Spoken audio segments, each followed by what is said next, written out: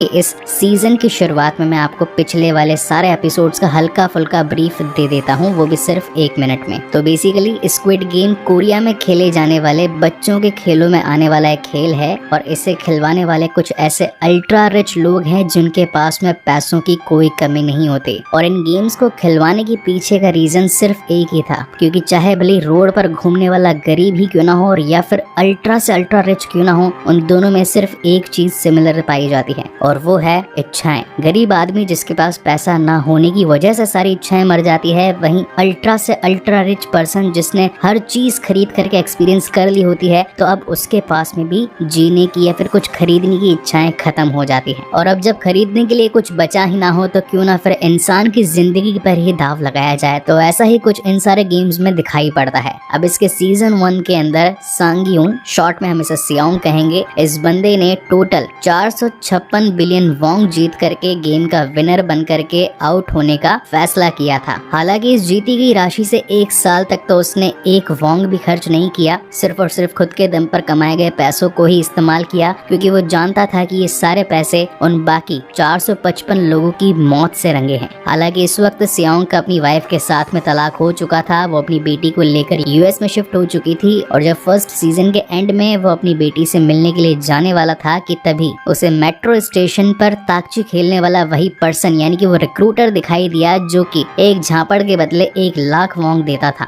और यहीं से सियोंग इस बात को ठान लेता है कि अब ये गेम जो हर साल होते हैं मैं अब इन्हें और होने नहीं दूंगा, क्योंकि हर बार न जाने कितने लोग सिर्फ पैसों के लालच में यहाँ आते हैं और अपनी एट द एंड जान खो बैठते हैं। और इसी के साथ सीजन 2 के एपिसोड 1 की शुरुआत होती है, जहाँ पर हम एयरपोर्ट का सीन देख पाते हैं। और जैसा कि अब सियोंग ने देख लिया था कि वो रिक्रूटर आज भी 1 साल बाद में लोगों को रिक्रूट कर रहा है ताकि ये गेम जारी रह सके, तो इसीलिए यहाँ पर सियोंग अपनी बेटी के लिए यूएस की फ्लाइट ना पकड़ करके वापस सियोल में ही रुक जाता है ताकि इन कमीनों का पर्दाफाश कर सके। और फिर सबसे पहले तो जाता है और अपने बॉडी में से वो चिप निकालता है जिसके थ्रू सभी कंपेटिटर्स पर नजर रखी जाती थी। खैर यहाँ पर एक छोटा बच्चा भी आता है जिसे सियोंग देखता है, तो सियोंग कहता है कि बेटा सॉरी, मगर यहाँ से इस वक्त निकल जाओ, मैं कुछ जरूरी काम में व्यस्त हूँ। और यहाँ हम व्यूअर साफ तौर पर देख सकते हैं कि किस तरीके से अब सियोंग ने उन सभी कमीनों से लड़ने के लिए अपनी फिजिक को तैयार कर लिया था। एंड देन यहाँ पर हमें एक फ्लैशबैक सीन भी दिखाया जाता है जहाँ पर चुनहो, वो पुलिसमैन जो कि फ्रंटमैन की कैच से भाग गया था, मगर एट द एंड वो फ्रंटमैन उसी का ही भाई निकलता है जो कि इसे शूट कर देता है। मगर अब इस पूरे वाक्य को 3 साल बीत चुके होते हैं और 3 साल बाद वो अगेन ट्रैफिक पुलिस वाली जॉब में लग चुका होता है। अब यहाँ पर आप लोग कहीं कंफ्यूज न हो जाओ तो थोड़ा सा एक्सप्लेन कर देता हूँ। तो बेसिकली जब चुनहो को गोली लगी थी और जब सियोंग ने इस गेम को जीता था, ये थी बात 2021 के। 2022 तक सियोंग ने एक भी वोंग यूज नहीं किया, मगर 2024 आने पर मतलब कि लास्ट के इन 2 सालों में उसने इस पूरे गेम को रुकवाने के लिए हर मुमकिन कोशिश करी, उन सभी कमीनों का ठिकाना ढूंढने की कोशिश करी ताकि ये मौत का खेल रुकवाया जा सके। यानी कि सियोंग के लिए उनको ढूंढने की कोशिश 2 साल से जारी रही, जबकि चुनहो के लिए उन कमीनों को ढूंढने की कोशिश 3 साल से जारी थी। और यहाँ पर वो कुछ पुलिस वालों को भी कहता है कि आखिर आप मेरी बात क्यों नहीं मानते, मैं एक ऐसे गेम में शामिल था जहाँ पर लोगों को बच्चों के खेल खिलवा करके उन्हें मिलियंस ऑफ बिलियंस वोंग दिए जाते थे।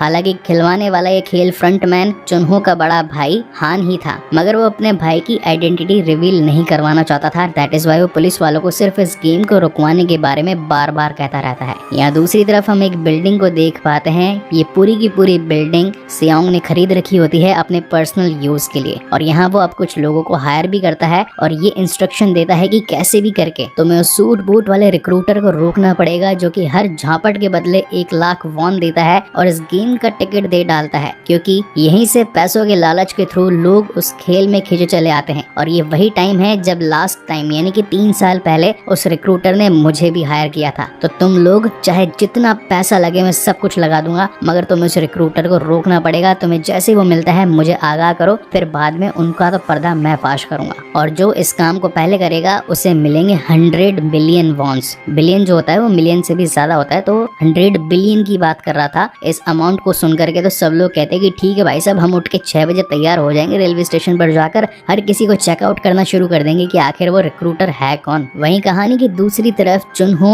अपने एक साथी जो कि एक एक्स आर्मी सोल्जर था, उसके साथ मिलकर बोट पर पिछले 3 सालों से लगातार उस हिडन आइलैंड को ढूंढने की कोशिश करता है जहाँ जहाँ पर ये सारे के सारे खेल खिलवाए जाते थे। उसने अपने मैप में हर जगह नोटिस भी कर ली थी कि जहाँ जहाँ वो जा चुके हैं उन पर क्रॉस लगा करके आगे दूसरे वाले सारे आइलैंड्स को चेकआउट करना। वहीं कहानी गली गुंडों पर शिफ्ट हो जाती है, यानी कि मिस्टर किम पर, जो कि अपने कुछ लोगों को ये इंस्ट्रक्शन देता है कि सूट बूट पहना वाला बंदा जो कि मेट्रो के किसी भी स्टेशन पर मिल सकता है, किसी के साथ भी ताकची खेलता हुआ। ताकची एक ऐसा गेम होता है जहाँ पर कुछ पॉकेट कार्ड्स होते हैं जिन्हें एक के ऊपर दूसरा मार करके पलटना होता है। तो जिसे भी स्टेशन पर ऐसा कोई शख्स दिखे फटाफट से हमें इन्फॉर्म करे, वहाँ पर जाएं, हर मोमेंट पर अपनी सेल्फी लेते रहें, अपनी इन्फॉर्मेशन अपनी लोकेशन भी शेयर करते रहें ताकि वो बंदा जल्द से जल्द पकड़ में आ सके। हालांकि बाकी लोग उसका पहले मजाक भी उड़ाते हैं, मगर जब इनाम की रकम 100 बिलियन वॉन्ग सुनते हैं तो उनके भी कान खड़े हो जाते हैं। फिर तो हर कोई उन्हें पकड़ने के लिए उतारू हो जाता है। अब यहाँ वो स्टेशन पर जाते हैं, हर ट्रेन में खोज खबर करते हैं, लोगों से पूछताछ करते हैं, सूट वूट पहने वाले बंदों के बैग चेक करने लगते हैं, हर जगह पहुंचकर सेल्फीज भी लेने लगते हैं। घंटों पर घंटे निकलते जाते हैं, मगर यहाँ उस रिक्रूटर की कोई भी इंफॉर्मेशन नहीं मिलती। इस बात को सियोंग भी जानता था कि अगर इस साल भी वो लोग उसे पकड़ने में नाकामयाब हो गए तो फिर पूरा 1 साल तक इंतजार करना होगा, क्योंकि ये गेम सिर्फ 1 हफ्ते तक ही खिलवाई जाती है, वो भी साल में 1 बार। अब जहाँ एक तरफ चुनहो भी बारिश के अंदर उस बोट को लेकर के आइलैंड पर आइलैंड छानता जा रहा था, वहीं दूसरी तरफ मिस्टर किम उन गुंडों के साथ मिलकर के उस ताकची वाले बंदे को पकड़ने की कोशिश करते हैं। और सडनली उनकी आंख एक बंदे पर पड़ ही जाती है जो कि स्टेशन की दूसरी पार एक बंदे के साथ में ताकची खेल रहा था और चांटों पे चांटे दे करके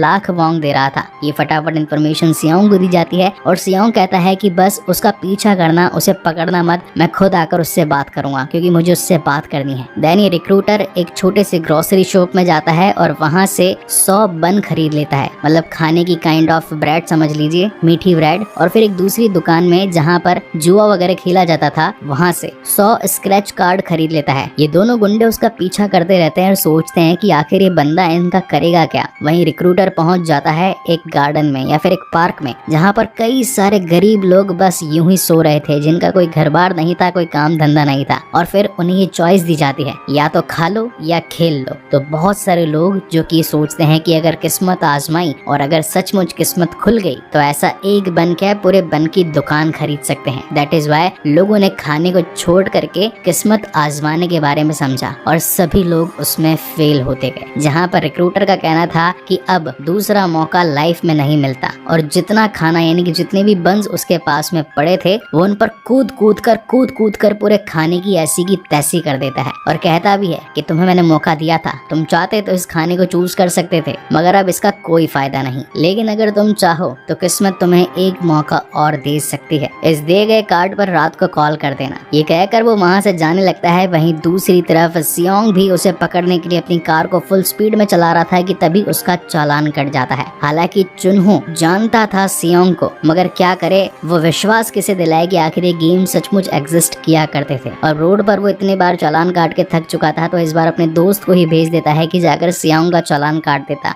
अगर इस वक्त चुनहो खुद सियोंग के पास आ जाता तो कहीं ना कहीं ये दोनों ही मिल करके उस एक रिक्रूटर को पकड़ करके पूरे के पूरे गेम को रुकवा सकते थे, मगर ऐसा नहीं होता। सियोंग का जो बंदा चालान काटने आता है, सियोंग बिना कुछ कहे अपना चालान कटवा कर जल्दी से वहाँ से निकल पड़ता है। चुनहो को यहाँ पर कुछ गड़बड़ लगती है। वो सोचता है कि आखिर कोई इंसान बिना कुछ कहे इतना बड़ा चालान कटवा करके यूं ही सीधे मुंह निकल कैसे सकता है, इसलिए वो गाड़ी की इंफॉर्मेशन निकलवाने के लिए हेडक्वार्टर पहुंच जाता है। वहीं दूसरी तरफ ये दोनों गुंडे उस रिक्रूटर का पीछा करते करते उसे पकड़ने की कोशिश करते हैं, मगर वो बंदा कोई आम बंदा नहीं था। उसके पास अच्छी खासी फाइटिंग स्किल थी जो कि उन दोनों को कूट पीट कर एक बजा देता है। और जब तक सियोंग उनकी लोकेशन तक पहुंचता तब तक वो रिक्रूटर और उसके दोनों गुंडे उस जगह से गायब हो चुके थे। वहीं सीन शिफ्ट होता है रात में, जहां पर रिक्रूटर अब इन दोनों को पकड़ करके इनके साथ एक गेम खेलता है। इस गेम का नाम था रशियन बुलेट। इसके अंदर होता यह है कि बेसिकली एक बंदूक के अंदर सिर्फ एक बुलेट डाल दी जाती है और उसे घुमा करके किस्मत पर एक एक शॉट रिवील करे जाते हैं। यानी कि अगर बंदूक चली, गोली निकली तो इंसान का काम खत्म, लेकिन अगर वो बच गया देन उसे अगली बार फिर से खेलना पड़ेगा। और अगली बारी आएगी किसकी, इसे भी डिसाइड करने के लिए ये लोग रॉक पेपर सीजर खेलते हैं। रॉक पेपर सीजर के अंदर 2 उंगलियां मतलब कि सीजर यानी कि कैंची, खुला हाथ यानी कि पेपर और मुट्ठी बंद यानी कि रॉक। खैर अब इस गेम को भी मैं क्या एक्सप्लेन करूं, आप लोग काफी सारे होंगे जो खेलना जानते होंगे, नहीं तो फिर यूट्यूब पर वीडियोस देख लीजिएगा कि रॉक पेपर सीजर खेलते कैसे हैं। और काफी ज्यादा क्रिटिकल कंडीशन थी, ये लोग खेल खेलते खेलते थक चुके थे और अब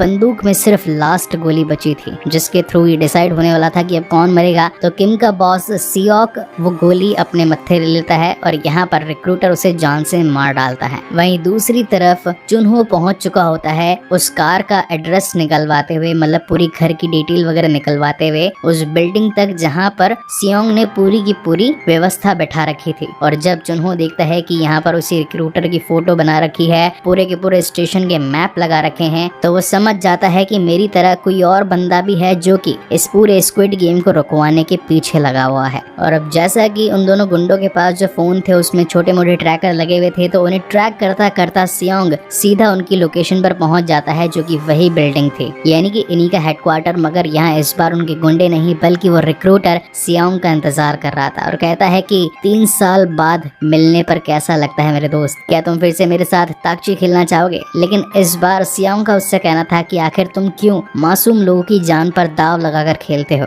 आखिर क्या मजा आता है तुम्हें? तो इन दोनों के बीच में एक काफी लंबी कॉन्वर्सेशन होती है जहाँ पर दोनों ही एक दूसरे के ऊपर कटाक्ष कस रहे होते हैं। एट द एंड ये लोग एक गेम खेल करके इस पूरी कॉन्वर्सेशन को खत्म करने का डिसाइड करते हैं और इनके बीच में खेल वही जारी होता है, यानी कि रशियन बुलेट। 6 की जगह सिर्फ एक गोली होगी और फिर किस्मत आजमाई जाएगी कि आखिर कौन जीतेगा इस खेल को, वो भी जिंदगी की बाजी लगाकर। तो यहाँ पर किस्मत से सियोंग जीत जाता है और वो बंदा जो कि रूल्स के एकदम वफादार था, हर चीज को एकदम सिस्टमैटिक तरीके से किया करता था, क्योंकि उसके कान में भी चिप लगी हुई थी और वो गद्दारी नहीं कर सकता था, इसलिए रूल्स के अकॉर्डिंग वो खुद ही खुद को गोली मार लेता है और फर्स्ट एपिसोड यहीं पर खत्म होता है। आई होप गाइस कि ये वीडियो एक्सप्लेनेशन आप लोगों को पसंद आया हो, और अगर आया है then please to like, comment and share this video as much as possible, क्योंकि नेक्स्ट वीडियो यानी कि नेक्स्ट एपिसोड जल्द ही आने वाला है। सो तब तक के लिए keep watching and stay safe. Thank you so much guys for watching this video. मिलते हैं अगले वीडियो में।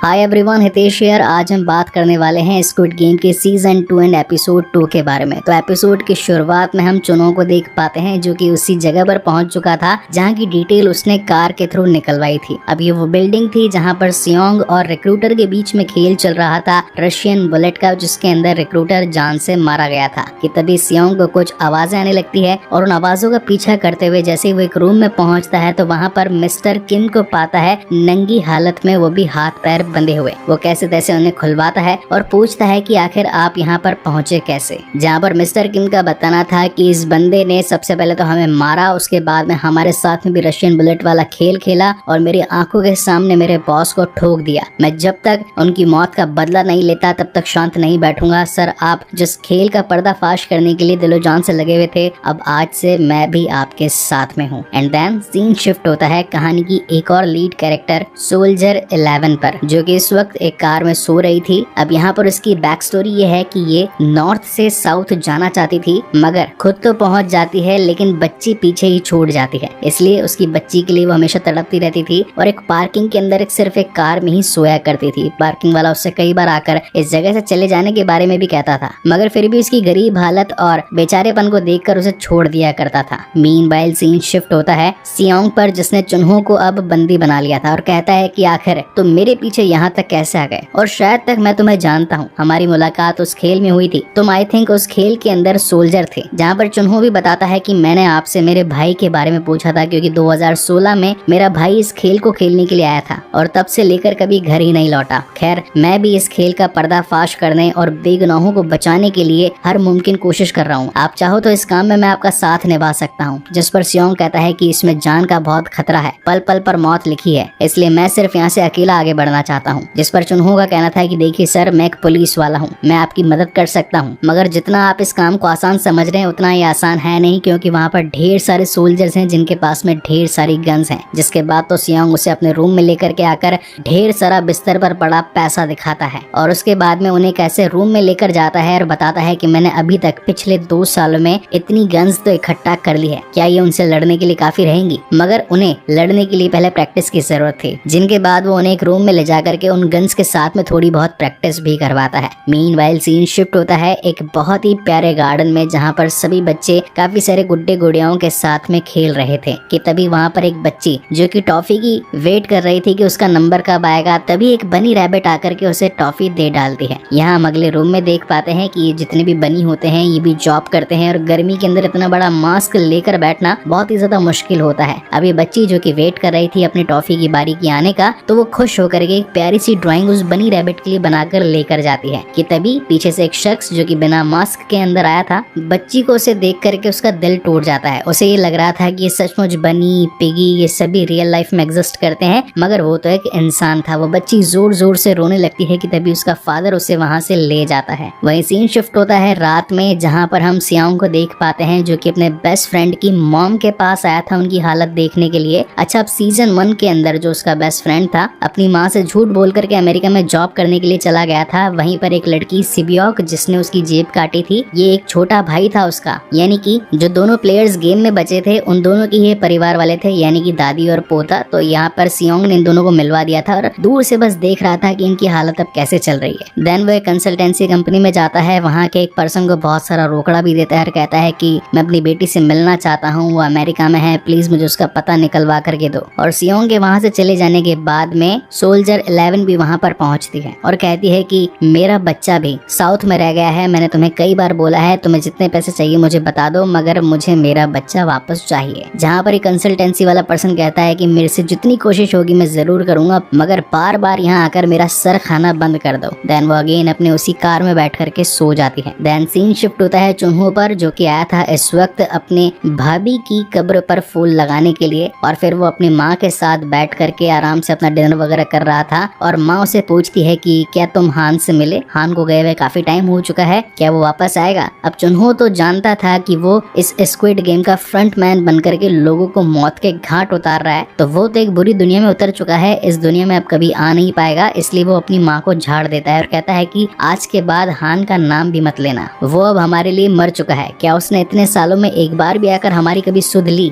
तो बेहतर रहेगा कि अब आप उसके बारे में बातचीत करना छोड़ दें। वहीं दूसरी तरफ अगेन मेले का सीन दिखाया जाता है, मगर इस बार बच्ची को वो बनी रैबिट टॉफी देती ही नहीं है। यही देख पाते हैं हम कि जो 11 थी उसने अपना रेजिग्नेशन दे दिया था और रीजन था अगेन स्क्विड गेम को ज्वाइन करना। वहीं हम देख पाते हैं कि छोटी बच्ची जो कि ऑलरेडी हार्ट पेशेंट थी, उसे टॉफी नहीं मिली, इसी वजह से वो बहुत ज्यादा बीमार पड़ गई, उसे हॉस्पिटलाइज करने की नौबत आ गई। उसका बाप जो कि आकर कहता है कि मेरी बच्ची है, इसे प्लीज अभी सन सिटी हॉस्पिटल में एडमिट करवाया जाए। ये सारा वाकया दूर खड़ी होकर नंबर 11 देख रही थी, जिससे कि उस बच्ची की गिरी लाल टोपी मिल जाती है। वहीं दूसरी तरफ हम सियोंग को देख पाते हैं जो कि उन कमीनों का पर्दाफाश करवाने के लिए अपनी लोकेशन ट्रैक करवाना चाहता था, इसलिए इल्लीगली एक डॉक्टर को अपनी बिल्डिंग में बुलवा करके एक दांत उखड़वा करके एक ट्रैकर दांत में लगवा लेता है, ताकि जब ये लोग उस रिक्रूटर तक पहुंचे और रिक्रूटर उन्हें जहाज में लेकर के उस टापू तक लेकर के जाए, तो पीछे से सियोंग की पूरी टीम आकर के उन पर हमला कर दे और इस गेम को रुकवा दे। इसी बीच हम उस छोटी बच्ची की हालत भी देख पाते हैं जो कि हॉस्पिटल में अपनी आखिरी सांसें गिन रही थी। उसके इलाज के लिए उसके बाप के पास इतने पैसे भी नहीं थे कि बेटी का ठीक तरीके से अच्छा ट्रीटमेंट करवा सके। और अब जहाँ एक तरफ अपनी पूरी टीम, फौज, गोली बंदूकें और ढेर सारे रुपयों के साथ में सियोंग तैयार था इन्हीं पैसों से उन कमीनों को खत्म करने के लिए, वहीं दूसरी तरफ बीइंग सोल्जर नंबर 11 भी तैयार थी अब गेम में वापस से आने के लिए। अब जैसा कि इनकी पूरी टीम यानी कि सियोंग और उसके बाकी गुंडे उस सूट बूट पहने वाले रिक्रूटर को ढूंढ ही रहे थे, तो इसलिए वो उसका पीछा करते जाते हैं और एट द एंड उसकी जेब से जो कार्ड मिला था सियोंग को, तो सियोंग उसी पते पर पहुंच जाता है जहां पर फ्रंट मैन के एक आदमी ने उसे मिलने के लिए बुलाया था। वो उसे एक कार में बैठा लेते हैं जहां पर सियोंग को उससे पूछना था कि शायद हम पहले भी मिल चुके हैं। अब बेसिकली इस सीजन 1 के लास्ट एपिसोड यानी कि 9th एपिसोड में बताया गया था कि सियोंग की आंखों पर पट्टी बंधी थी और हान ली उसकी आंखों के सामने ही बैठा था और उसे गेम में जीतने की बधाई दे रहा था, जबकि सियोंग का कहना था कि ये पैसा मेरे किसी काम का नहीं, क्योंकि इन पर उन बाकी 455 लोगों की मौतें लिखी थी। और रही बात मेरी, तो मैं अगेन इस खेल को खेलना चाहूंगा सिर्फ इसे जीतने के लिए नहीं, बल्कि इस बार के जितने भी लोग गए हुए हैं उनकी जानें बचाने के लिए। अब इस बात को सुनकर के फ्रंटमैन खुश हो जाता है और उस महंगी लिमोजीन के अंदर नशे की गैस छोड़ देता है, जिससे कि सियोंग वहीं बेहोश हो जाता है। मगर उसके दांत में जो ट्रैकर लगा हुआ था उसे ट्रैक करते करते उसकी पूरी टीम अब उसके पीछे लग जाती है। और वहीं एपिसोड के एंड में हम देख पाते हैं कि नंबर 11 अपने 11 वाले कंटेनर के अंदर जाकर के सोल्जर की ड्रेस पहन लेती है, त्रिकोण वाली। और इसी तगड़े सस्पेंस के साथ ये शानदार एपिसोड यहीं पर खत्म होता है। इसका थर्ड एपिसोड मैं जल्द ही लेकर के आऊंगा। सो तब तक के लिए keep watching and stay safe. Thank you so much guys for watching this video. मिलते हैं अगले वीडियो में।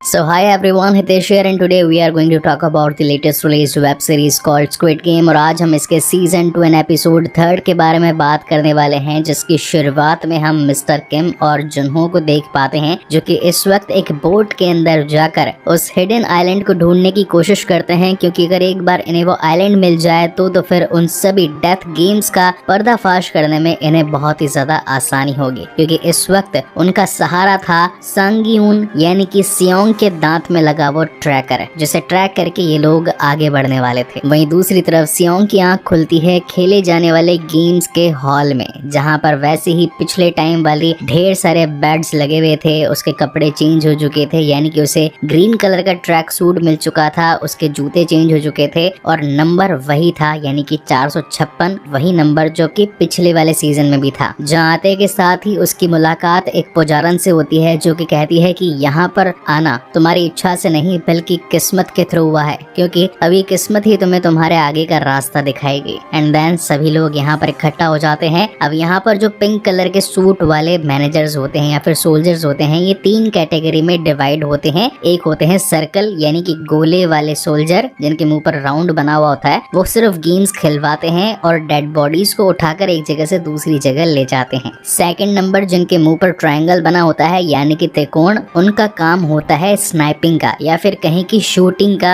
या फिर एक तरीके से कहें कि एलिमिनेट हो जाने वाले कंटेस्टेंट को गेम से बाहर निकालने का काम त्रिकोण वालों को दिया जाता है। और थर्ड नंबर पे होते हैं रेक्टेंगल वाले यानी कि चौकड़ी वाले सोल्जर्स। ये होते हैं बेसिकली त्रिकोण वालों के मैनेजर और काइंड ऑफ इंस्ट्रक्टर भी होते हैं, गेम्स खिलवाने वालों के लिए भी और खेलने वालों के लिए भी। और फिर जो इन चौकड़ियों को भी कंट्रोल करता होता है वो होता है ब्लैक सूट वाला, और उस जो ब्लैक सूट वाले को कंट्रोल करता है वो होता है फ्रंट मैन, जिसका ब्लैक मास्क होता है। और जाहिर सी बात है ये जो फ्रंट मैन है ये काम करता है उन अल्ट्रा रिच लोगों के लिए जिनके पास पैसों की कोई कमी नहीं है। तो ये तो रहे इनकी हायरार्की का एक छोटा सा ब्रीफ। आई होप आपको ये सारे लोग, इनके काम करने के तौर तरीके और इनका डेजिग्नेशन समझ में आ चुका होगा। इसी के साथ ये लोग जो कह रहे थे कि भाई आप हमें यहाँ पर लाए क्यों हो, खेल क्या खिलवाओगे और जबरदस्ती हमारे कपड़े क्यों बदल दिए, हमें चीप जूते दे दिए, हमारे जूते तो और भी ज्यादा महंगे थे, जहाँ पर इनके मुंह पर तमाचा मारते हुए इनका वीडियो दिखाया जाता है और ये बताया जाता है कि तुम जिस जिंदगी को जीते आए थे हर किसी के माथे पर 10 लाख 20 लाख 1 करोड़ 2 करोड़ का कर्जा था, हम तो तुम्हें बस खेल जीत कर पैसा कमाने का एक मौका देना चाहते हैं। इसी बीच में सियोंग बोल पड़ता है कि क्या अगर हम में से कोई भी इस खेल को न खेलना चाहे, मेजोरिटी ऑफ पीपल यहाँ से जाना चाहे, तो क्या बिना खेल खेले हम यहाँ से निकल सकते हैं? जिस पर सोल्जर्स का कहना था कि हाँ ऐसा पॉसिबल तो है, मगर ये सब कुछ एक खेल खेलने के बाद में वोटिंग के थ्रू डिसाइड होगा। तो यहाँ पर सियोंग यानी कि सांगयून ये बात डिसाइड कर चुका था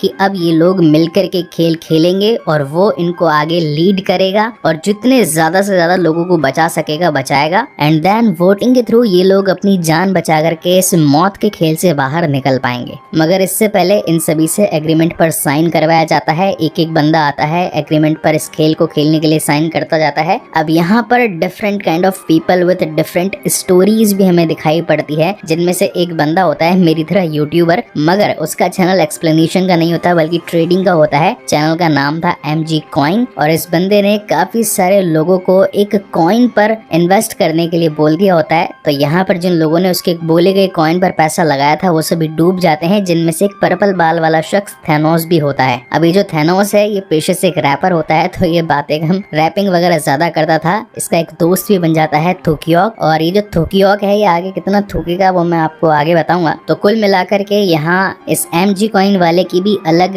लाइफस्टाइल चल रही होती है, क्योंकि मार्केट जो होता है वो ऊपर नीचे होता रहता है। उस वक्त मार्केट का पैसा ऊपर गया होगा तो उसने लोगों को बोल दिया कि इस पर लगा दो, मगर इसमें इस बंदे का खुद का भी लॉस हो चुका था, परिवार इससे टूट चुका था, गर्लफ्रेंड इसे छोड़ करके चली गई थी। मगर किस्मत की बात ये थी कि इस बार इस गेम को खेलने के लिए उसकी गर्लफ्रेंड भी आई थी जो कि प्रेग्नेंट होती है। एंड देन सियोंग यहाँ पर ऊपर आकर सारे इंस्ट्रक्शंस को फॉलो करता हुआ साइन कर डालता है। वहीं दूसरी तरफ जुनहो निकला होता है अपने बोट वाले साथी के साथ में उस हिडन आइलैंड को ढूंढने के लिए, क्योंकि इस बार उसके साथ में मिस्टर किम और एक बड़ी टीम भी थी जो कि हथियारों से लैस थी। यहाँ कहानी वापस से स्क्विड गेम पर शिफ्ट होती है। जैसे कि लास्ट वाले सीजन में हर कंपेटिटर एक एक करके आता है, अपनी फोटो खिंचवाता है, अपना नाम और एज बताता है, तो वैसा ही सब कुछ रजिस्ट्रेशन यहाँ पर भी होने लगता है। तो थैनोस जो कि बड़ा रैपर था, तो हर कोई उससे सेल्फी खिंचवाने के लिए आगे बढ़ता है, मगर गेम्स के रूल थे कि एक बार में सिर्फ एक ही बंदा फोटो खिंचवाएगा। तो खैर फोटो सेशन खत्म हो जाने के बाद में जब सभी लोग आगे बढ़ ही रहे होते हैं, तभी सियोंग को अपना पुराना दोस्त जुंगबे दिखाई पड़ता है। जुंगबे को हमने सीजन 1 के एपिसोड 1 में भी देखा था, जहाँ पर ये दोनों दोस्त मिलकर के घोड़े की रेस पर पैसा लगाते हैं और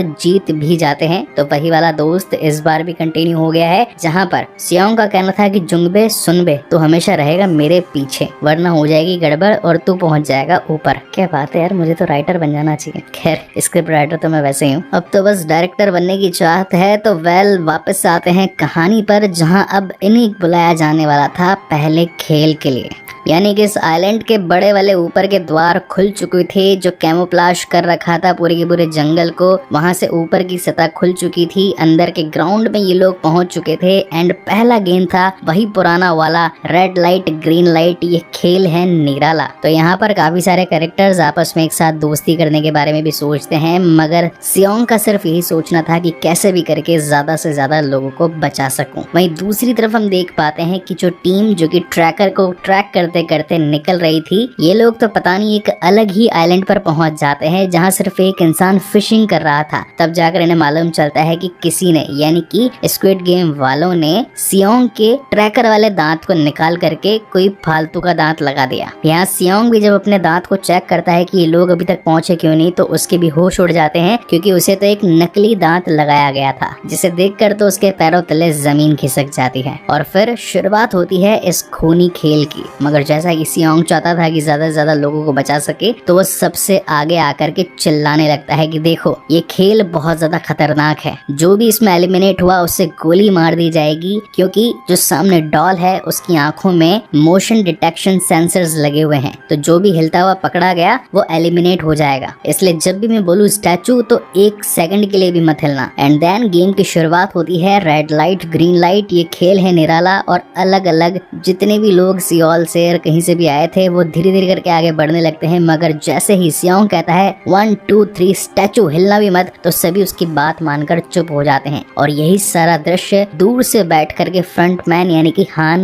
देख रहा था। अब यहाँ पर कुछ देर तक तो सभी लोग उसकी बात मानते हैं, मगर कुछ देर बाद में इन्हीं के बीच में आपस में झगड़ा हो जाता है। और जैसे ही अफरा तफरी मचती है कि हिलते हुए कुछ लोग उस डॉल के डिटेक्शन में आ जाते हैं, और फिर होना क्या था, दे धड़ाधड़ गोलियां पड़नी शुरू हो जाती है, जिनके अंदर नंबर 11 भी शामिल थी, जो कि रुक ही नहीं रही थी किसी को भी शूट करने से। अब यहाँ पर जो अपना सियोंग था, उसने एक स्ट्रेटजी बना रखी थी। वो क्या करता है, आगे बढ़ते वक्त मुंह पर हाथ रख लेता है, ताकि बोलते वक्त उसका मोशन डिटेक्ट ना हो पाए। अब जब लोगों को मालूम चल चुका था कि ये खेल सचमुच खतरनाक है, अपनी पोजीशन से हिल जाने पर सीधा गोली ठोक दी जाती है, तो अब दिल से सियोंग को फॉलो करने लगते हैं। और अब जैसा कि इनकी लिमिट ही सिर्फ 5 मिनट की थी, इन्हें कैसे भी करके 5 मिनट के अंदर डॉल के घूम जाने पर तेज भाग कर उस फाइनल लाइन को पार करना था। तो यहाँ पर सियोंग एक चाल खेलता है। वो क्या करता है, सभी को एक लाइन बनाने के लिए बोल देता है और कहता है कि लंबे लोग आगे रहो, छोटे लोग पीछे रहो, क्योंकि मोशन में जितने कम लोग कैप्चर होंगे उतने ज्यादा लोगों के बचने के चांसेस बढ़ जाएंगे। और अब इसी स्ट्रेटेजी को फॉलो करते हुए सभी लोग आगे बढ़ने लगते हैं। लेकिन साला कमीना थैनोस, जो कि नशे की गोली खा करके लोगों को धक्के पेल देता है, और उसकी इस गलती की वजह से न जाने कितने मासूम लोग मारे जाते हैं। मगर फिर भी ये लोग आगे बढ़ना नहीं रुकते और आगे चलते जाते हैं। हालांकि एक शख्स जो कि चुपचाप खड़ा था, हिल नहीं रहा था, लेकिन पीछे वाले के धक्का दे डालने की वजह से अब वो गेम में डर जाता है और कहता है कि मुझे मारना मत, मैं तो चुपचाप खड़ा था। इसीलिए एक सोल्जर उसकी टांग में गोली मारकर उसे एलिमिनेट कर देता है। अब जहाँ एक तरफ गेम का टाइम लिमिट खत्म होने ही वाला था, तो अब सियोंग ने सोचा कि वो बेचारा कहीं जान से न मारा जाए, इसलिए वो उसे गोद में उठा करके गेम को पार तो करवा देता है, है, लेकिन कमीनी नंबर 11 जिसका मानना था कि अगर एक बार कोई शख्स एलिमिनेट हो गया तो फिर उसका जिंदा रहने का कोई मकसद नहीं, इसीलिए वो उसके सर में गोली ठोक देती है। अब जहाँ एक तरफ जुनहो पूरी टीम के साथ में समुद्र के अंदर डोल रहा होता है उस सीक्रेट हिडन आइलैंड को ढूंढने के लिए, वहीं दूसरी तरफ जान बचाकर हॉल में वापस लौटे शख्स जिनकी सबकी फटी हुई थी कि आखिर ये कैसा खेल इन लोगों ने खिलवा दिया। और अब हर कोई ये सोच रहा था कि आगे करेंगे क्या, जिएंगे कैसे कि इतने में ही सारे सोल्जर्स यहाँ पर पहुंच जाते हैं और कहते हैं कि जैसे कि हमने आपको पहले भी बताया था कि हमारे गेम के रूल्स अब चेंज हो चुके हैं। हर खेल के बाद में एक वोटिंग सेशन होगा। अगर मेजोरिटी ऑफ पीपल यहाँ से जाना चाहेंगे तो अभी तक के खेल में जीती गई राशि सभी लोगों में बराबर बांट दी जाएगी। तो टोटल कुल मिलाकर के 456 लोग आए थे, जिनमें से अभी 365 लोग बचे हुए थे। तो जितने भी लोग मरे थे उतना पैसा एक बड़े से पिगी बैंक के अंदर आ जाता है। और अब अगर ज्यादा लोग इस खेल को ना खेलने के लिए वोट कर देते हैं तो जितना भी पैसा उस पिगी बैंक में अभी आया है वो सभी में बराबर बढ़ जाएगा। तो वो हो रहा था कुछ